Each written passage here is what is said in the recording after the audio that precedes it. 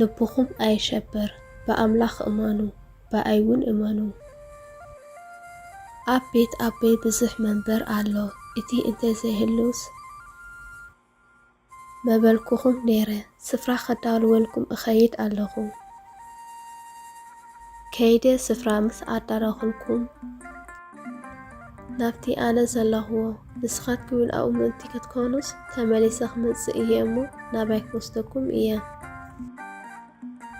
ኣነ ናባይ ከም ዝኸይድ ትፈልጡ እቲ መገዲ እውን ትፈልጥዎ ኢኹም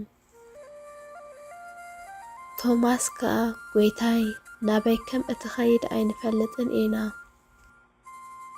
እቲ መገድኸ ከመይ ጌርና ኢና እንፈልጦ በሎ ኢየሱስ ከኣ በሎ መገድን ሓቅን ህይወትን ኣነ እየ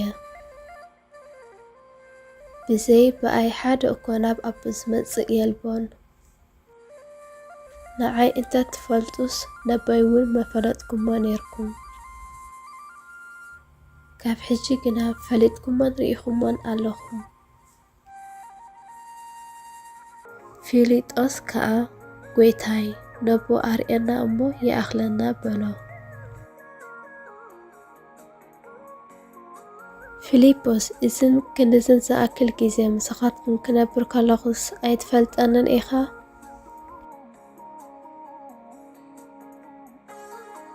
እቲ ንኣይ ዝረኣየ ነቦ ረኣዮ ከመይ ኢልካ ነቦ ኣርኤና እትብለኒ ኣለኻ ኣነ ኣብ ኣቦ ከም ዘለኹ ኣቦ እውን ኣባይ ከም ዘሎ ዶ ኣይተኣምንን ኢኻ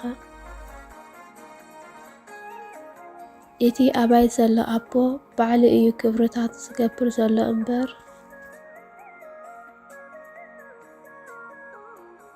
እቲ ንኣኻትኩም ዝነግረኩም ዘለኹ ዘረባስ ካብ ርእሰይ ኣይኮንኩን ዝብሎ ዘለኹ ኣነ ኣብ ኣቦ ምህላወይ ኣቦ እውን ኣባይ ምህላው እመኑኒ እንተዘይኮነስ ስለቲ ግብረታት እኮ እመኑኒ ኣነ ናብ ኣቦይ ይኸይድ ኣለኹ እሞ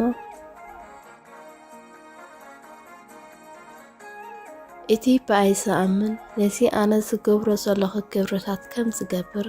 ካብኡ ዝዓቢ እውን ከም ዝገብር ብሓቂ እብለኩም ኣለኹ ኣቦ ኣብ ወዲ ምእንቲ ክኸብርሲ ብስመይ ዝለመንኩሞ ዘበለ ኩሉ ክገብረልኩም እየ ብስመይ ገለ እንተለመንኩም ክገብረልኩም እየ